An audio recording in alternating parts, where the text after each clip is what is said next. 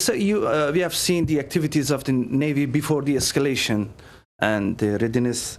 As the Indian Navy P-81 was being closely tracked and even seen on media, why Pakistan Navy decided not to shoot it down? And you refer to the limitation facing by the Indian aircraft carrier. Keeping in view the limitation of the Indian aircraft carrier, can you please explain us why India have not brought its carrier to, for so-called possible attack? Thank you very much. Thank you very much for the question. Okay. First of all, like I told you, that the war is not fought in isolation by a single service. So, whatever we do, it's a very well coordinated effort. So, all actions are calibrated amongst the three armed forces at what time, what is to be done. So, at that time, when that was the video of 4th and 5th of May, we just demonstrated that we were keeping a very close vigilance. And I've mentioned our, the very effective coordination and collaboration with Pakistan Air Force. So I'll not go into those details because of the operational security reasons.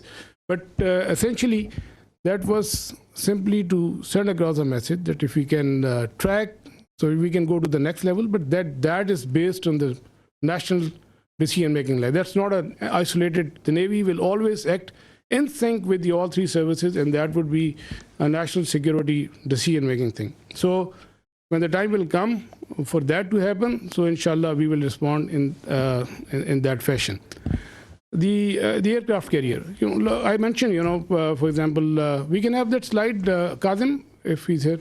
So this is the aircraft carrier which is having 8 to 12 MiG-29s, which is barely enough to carry out its own air defense.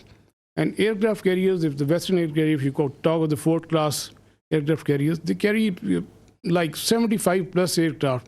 And the purpose is to project the power and to have the air superiority in a theater of war. So, and that is how they influence operations from sea to land. So here, in case of INS Vikrant, the aircraft that it was carrying, they were barely enough to carry out its own air defense. And, the question of projecting power ashore or to maintaining an air superiority in a conflict theater, that's simply not possible. We know that. The Indian Navy understands that.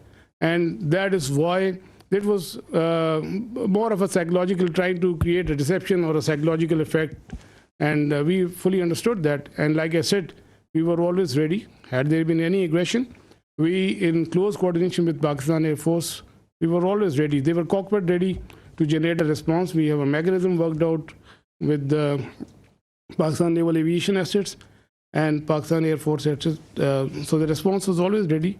And this is simply, let me say it politely. I did mention that as a professional military officer, I don't want to underestimate the enemy. But let me tell you candidly that INS Vikrant, with its present capability, it's effective essentially in the IO domain, and which essentially you saw that article in the Telegraph and that hype about. So essentially, its effectiveness is restricted to the IO domain. And had it not been the case, it would have projected the power ashore and it would have created some effect. So they understand the limitation, and we also understand that. Thank you very much.